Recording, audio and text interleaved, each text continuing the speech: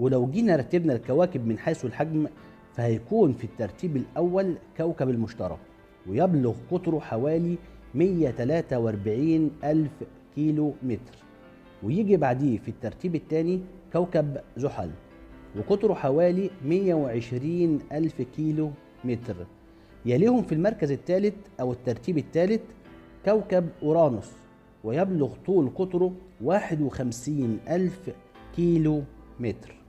وبعد كده يجي في الترتيب الخامس كوكبنا الحبيب كوكب الأرض، وقطره حوالي 12750 كيلو متر.